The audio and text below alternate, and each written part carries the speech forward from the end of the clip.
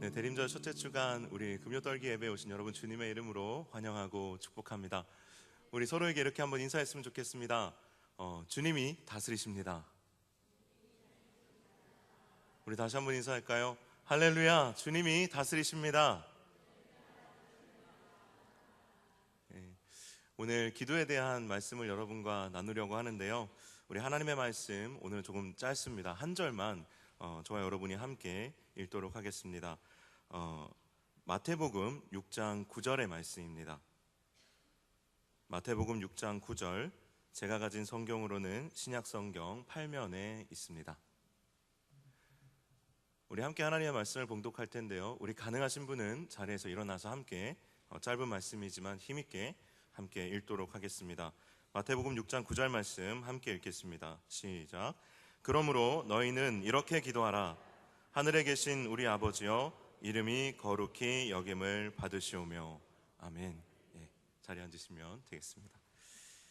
오늘 설교의 제목은 기도의 문을 여는 열쇠입니다. 여러분, 기도의 문을 어떻게 열어야 되겠습니까? 여러분, 기도의 문을 어떻게 여시겠습니까? 여러분, 혹시 그 답을 알고 계시는 분이 있다면 제가 잠시 모시겠습니다. 예, 안 계신가요?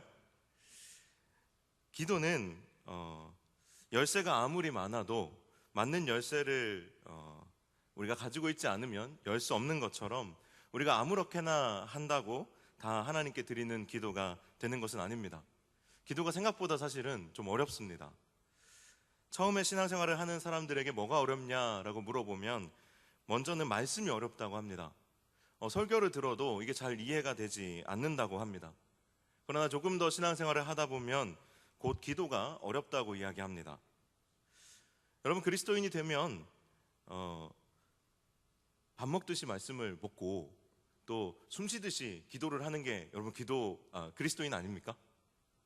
예, 여러분 마음이 다 얼어붙으셨나요? 예, 너무 안타깝지 않습니까?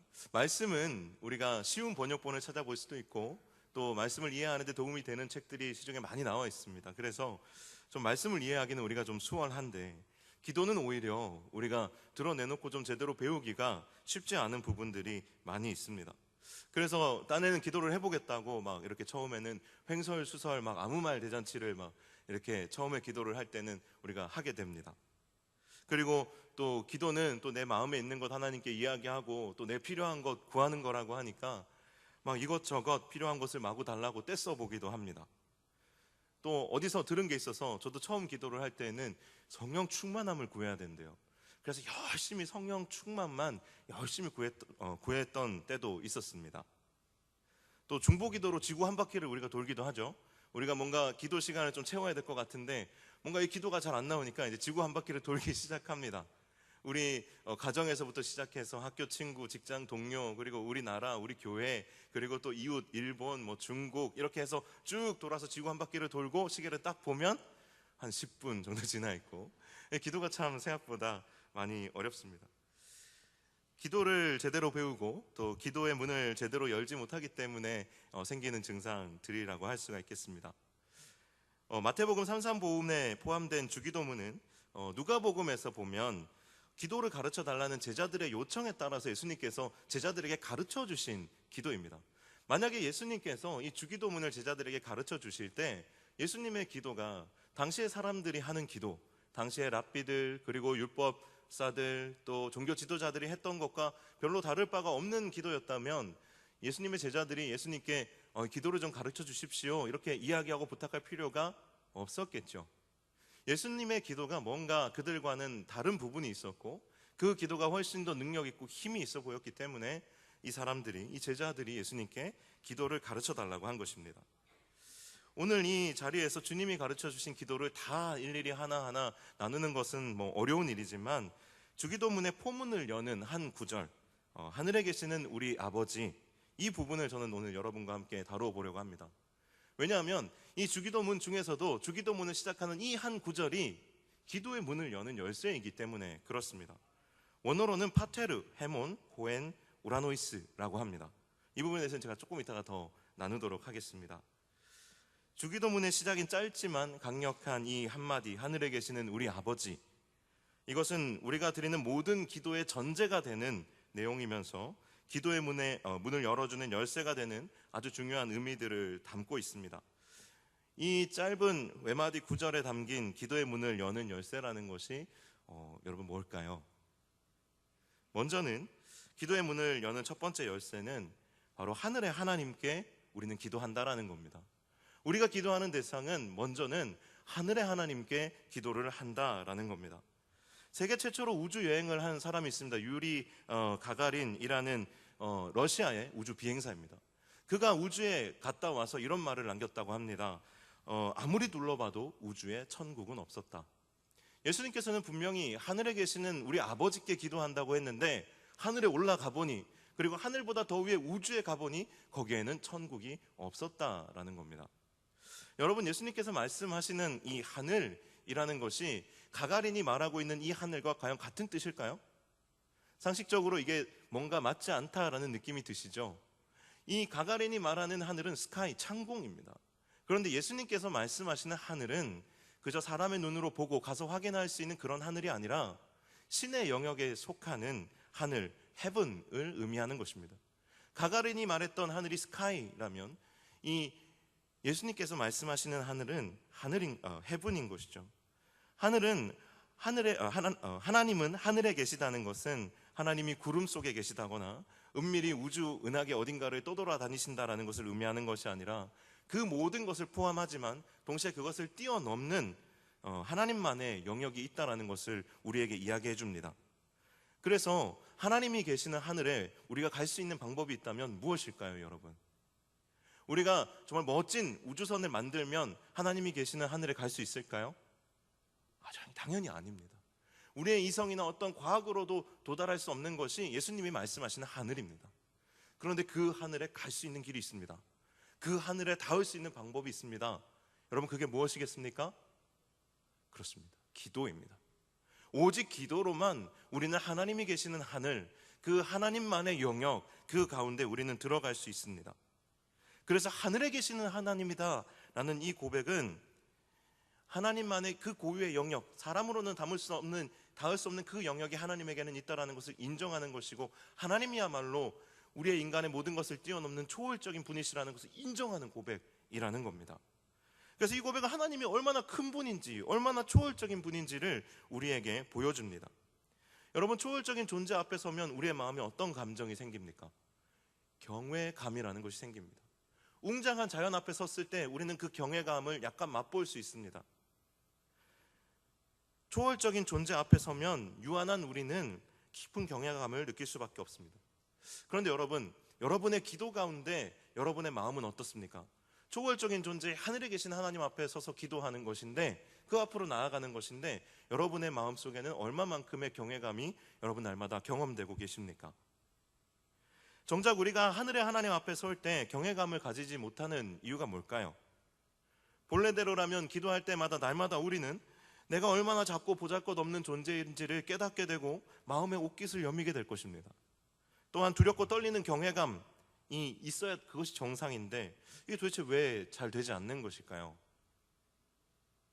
이유는 우리가 정작 그런 초월적인 하나님, 하늘에 계시는 그 하나님을 우리는 별로 원하지 않기 때문입니다.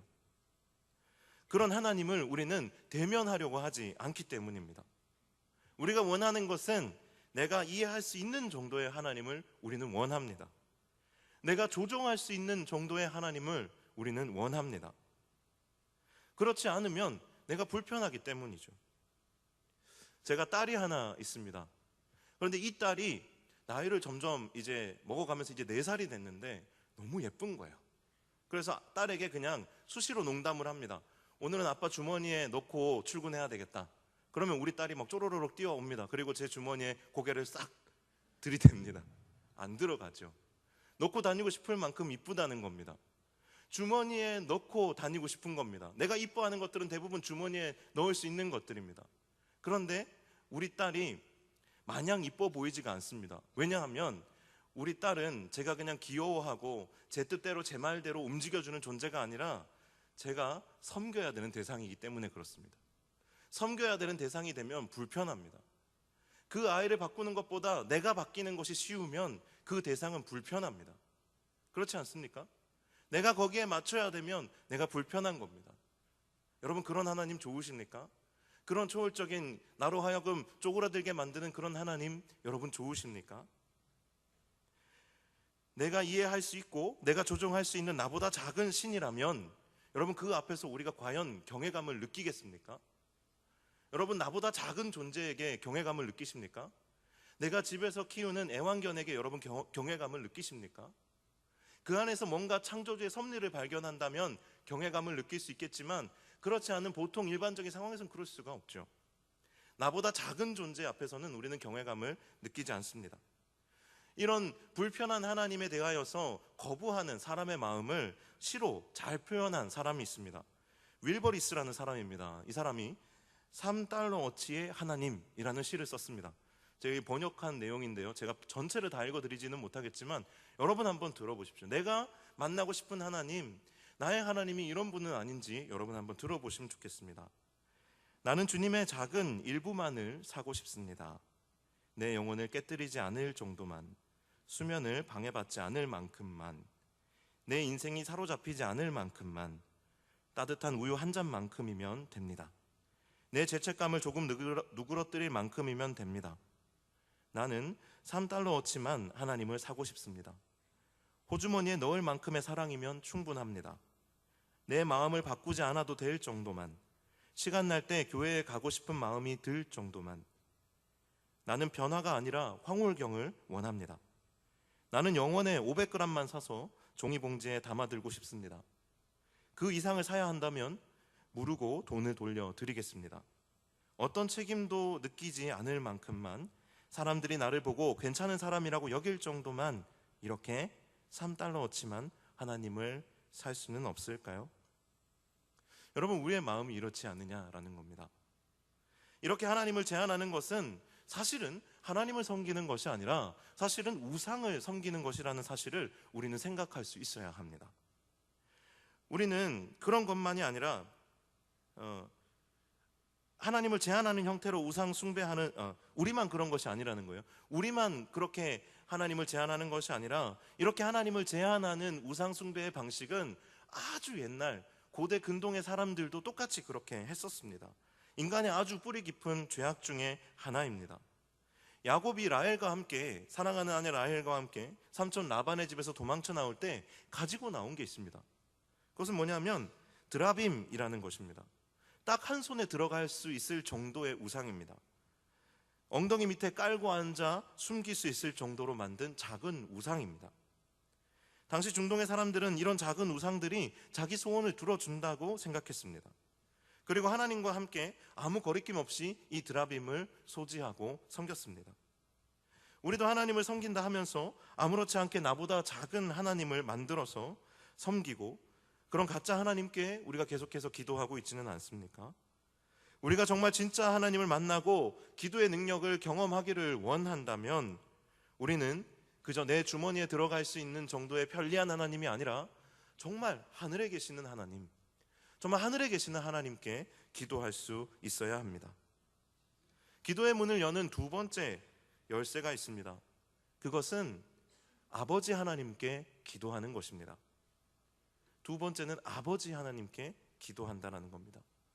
예수님 당시의 종교 지도자들과 예수님의 기도의 결정적인 차이는 하나님을 어떻게 인식하고 어떻게 부르느냐에 있었습니다. 당시 유대인들은 하나님의 이름을 부르는 것조차 두려워했습니다. 이런 식입니다. 화면 제가 준비 부탁드렸는데 혹시 방송팀 한번 보여주실 수 있나요? 여러분, 이걸 읽으실 수 있겠습니까? 여러분 한번 읽어보실래요? 이걸 야훼라고 읽으신다면 정말 여러분 훌륭하신 겁니다. 이걸 그대로 읽으면 YHWH인데요, 자음만 기록하고 모음을 생략한 것입니다. 야훼입니다. 이런 식으로 히브리어를 쓸 때도 자음과 모음을 다 쓰지 않을 정도로, 그저 그냥 자음만 쓸 정도로 하나님의 이름을 쓰지도 않았습니다. 그리고 함부로 읽거나 쓰지 못하도록 또 주님의 이름을 뜻하는 그 단어를 아도나이, 주 부라는 의미의 단어로 바꾸어 기록하기까지 했습니다. 영어 성경도 마찬가지입니다. 하나님을 주라고 부르는 로드라는 단어가 나올 때마다 로드는 소문자로 기록되는 것이 아니라 모든 그 LORD라는 모든 스펠링이 다 대문자로 기록이 되어 있습니다. 하나님을 뜻하는 God은 모두 다 대문자로 표시가 되어 있습니다. 그분의 거룩함과 특별함 그리고 신성함은 인간적인 모든 상상을 초월하기 때문에 아주 특별한 인격으로 모시고 대우하는 것입니다. 그런 하나님을 예수님께서는 아주 친근하게 아버지라고 부르고 계시는 것입니다. 구약 성경에도 출애굽 당시에 하나님께서 내가 너희를 구속하여 자녀로 삼겠다고 말씀하신 바가 있었습니다. 아무도 하나님을 아버지라고 부르지 않았던 것은 아닙니다. 하지만 실제로 유대인들에게 하나님은 이름조차 함부로 부를 수 없는 두려운 하나님이었던 것입니다. 그러나 예수님만은 하나님을 아버지로 부르고 계십니다. 그리고 본인뿐만 아니라 예수 그리스도를 믿는 우리 모두에게도 가르쳐 주시기를 하나님을 아버지라 부르라고 말씀해 주셨습니다. 이것은 우리가 생각하는 것보다 훨씬 더 친근한 호칭입니다. 헬라어 성경이나 우리말 개역 개정 성경은 고상하게 이것을 아버지라고 번역을 하였지만 예수님께서는 당시에 아람어를 사용하셨는데 예수님께서 하나님을 부르실 때 사용한 아람어는 아버지가 아니라 아빠였습니다. 아버지였습니다. 이것은 아주 친근하게, 정말 친근하게 아빠라고 부르는 것과 같습니다. 우리가 습관적으로 주기도문을 고백하면서 또는 개인적인 기도에서 하나님을 우리는 많이 아버지라고 부릅니다. 우리 실제로는 하나님을 아버지라고 이미 많이 부르고 있습니다. 그런데 예수님께서 우리에게 하나님을 아버지라고 부르라 라고 말씀하시는 그 근본적인 목적은 하나님과 너희와의 관계를 완전히 새롭게 하기를 원한다는 의미를 가지고 있습니다. 내가 그저 경외해야 될 대상, 하늘에 계시는 하나님으로만 하나님을 인식하는 것이 아니라 그 초월적인 하나님께서 나의 아빠가 되신다. 내 아빠라는 겁니다. 나의 아버지, 나의 아빠라는 겁니다.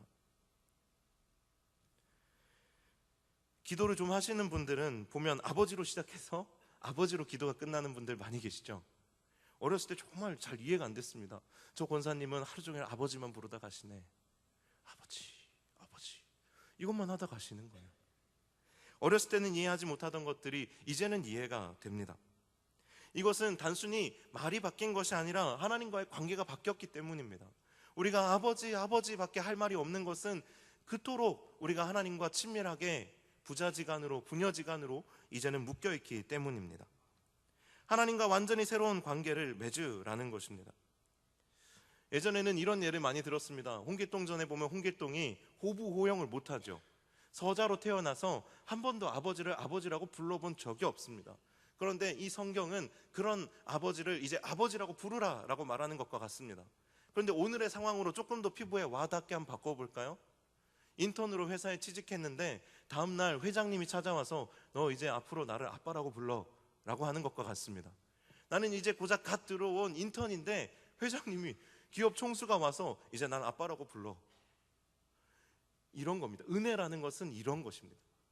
우리가 하나님의 은혜를 온전히 은혜로 받아들이지 못하는 것은 세상에서는 절대 일어날 수 없는 일이기 때문입니다. 드라마에서나 일어날 법한 그런 일이기 때문에 우리가 현실적으로 이것을 받아들이기가 어려운 것이죠. 그래서 성경은 우리가 하나님의 자녀가 되는 것을 은혜이며 또한 동시에 권세라고 말하는 것입니다. 제가 오늘 그냥 무명의 한 목사이지만 내일 갑자기 대기업 총수의 아들이 된다고 생각해 보십시오. 그 어마어마한 권세를 가지는 거겠죠. 그런데 제가 그리스도인이 아니다가 그리스도인이 됨으로 인해서 이제는 하나님의 아들이 되었다라고 한다면 그것은 얼마나 훨씬 더 영적인 세계에서 봤을 때에는 얼마나 큰 권세이겠습니까? 얼마나 큰 변화이겠습니까? 우리가 기도할 때에 그리스도인으로서 기도할 때에 그러한 권세가 우리 가운데 부여된다라는 것입니다. 그런데 한 번 더 중요한 것이 하나 더 있습니다. 그것은 우리가 아버지라고 부르는, 아빠라고 부르는 그 대상이 어떤 아버지냐라는 것입니다. 여러분, 하나님이 아주 폭군적이고 맨날 술 먹고 자녀를 때리는 그런 아버지라면 우리가 그 아버지의 자녀가 되는 것이 어찌 행복할 수가 있겠습니까? 그렇죠? 그러나 그 아버지가 참으로 자애로운 아버지라면 그 아버지는 우리에게 너무나도 큰 위로요, 또한 소망이요, 힘이 될 것입니다. 세상에서는 그런 아버지, 어머니, 부모를 만나기 어렵지만 성경은 우리 하나님이 바로 그런 아버지라고 말씀하고 계십니다. 누가복음 15장에 정말 예수님께서 우리에게 이야기해주고 싶은 아버지의 모습이 나옵니다. 누가복음 15장에 대표적인 비유가 나오는데 그 비유를 우리는 흔히 부르기를 당자의 비유라고 부릅니다. 하지만 그 비유를 자세히 보면 이것은 당자의 비유가 아니라 탕부 아버지의 비유입니다. 왜냐하면 내용이 이렇습니다. 되먹지 못한 작은 아들이 아버지가 돌아가시기도 전에 아버지의 유산을 받아서 먼 나라에 가서 허랑방탕하게 살다가 그것을 다 탕진하고 그제서야 돌아온다는 이야기입니다. 그런데 아버지는 이 아들을 몽둥이를 들고 내쫓는 것이 아니라 맨발로 뛰어나가서 그 아들을 끌어안고 그 아들을 씻기고 금가락지와 신발을 신겨주고 새 옷을 입히고 잔치를 벌여줍니다. 이 얼마나 큰 낭비입니까? 이미 이 아들에게 필요 이상의 많은 것을 이미 다 주었는데 거기에 더하여 큰 은혜를 베풀고 있는 것입니다. 아무것도 주지 않고 그 집의 종으로 써도 될 것을 그 아들에게 남아있는 것들 또한 아낌없이 부어주는 아버지, 자기의 모든 것을 탕진하여 사랑하시는 아버지의 모습이, 그 이상한 아버지의 모습이 예수님께서 우리에게 소개해주고 보여주고 싶은 아버지 하나님의 모습이라는 사실입니다. 그래서 이 이야기의 제목은 돌아온 탕자, 돌탕자 비유가 아니라 탕부 하나님, 탕부 아버지의 비유가 되어야 하는 것입니다. 하나님의 사랑은 이처럼 우리를 향하여 탕진하는 사랑임을 우리는 부인할 수가 없습니다. 여러분, 우리 하나님 아버지는 어떤 분이십니까? 우리를 사랑하시는 아버지, 탕부 하나님이신 것입니다. 우리는 이런 아버지의 자녀가 된 것이 큰 은혜입니다. 얼마나 감사하고 감격스러운 일인지 모릅니다. 헬라어 원문을 보면, 이 구절의 헬라어 원문을 보면 아까 말씀드린 것처럼 파테르, 헤몬, 호엔, 우라노이스입니다. 한글로는 우리가 읽을 때 하늘에 계시는 우리 아버지, 하늘이 먼저 강조됩니다. 어쩌면 이게 동양적인 정서인지 모르겠습니다. 하나님을 높여드리려는. 그런데 헬라어 원문을 보면 파테르, 이 부분 처음 시작하는 첫 단어가 아버지입니다. 파테르, 아버지, 헤몬이 우리의, 호엔 우라노이스, 하늘에 계신입니다. 아버지의 사랑입니다. 아버지의 사랑, 탕부 하나님에 대해서 먼저 고백하고 있는 것입니다. 이런 아버지이시기에 우리는 하늘의 하나님, 전능하신 하나님 앞에 감히 우리의 발로 걸어서 나아갈 수 있는 것입니다. 그리스도의 보혈을 의지하여 아버지 앞까지 나아갈 수 있는 것입니다. 마지막으로 기도의 문을 여는 열쇠는 우리 하나님께 기도한다라는 겁니다.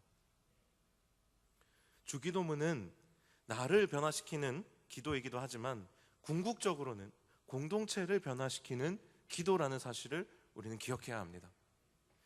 여러분, 주기도문을 한번 머릿속으로 되뇌어 보십시오. 우리라는 단어가 몇 번 나옵니까?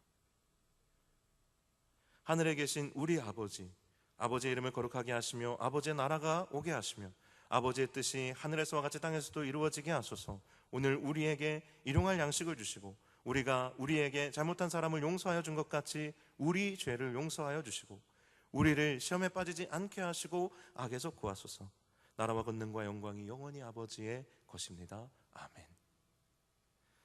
원어로 주기도문을 보면 한글로는 6번 나오는데 원어로 보면 우리에 해당하는 단어가 9번이 나옵니다.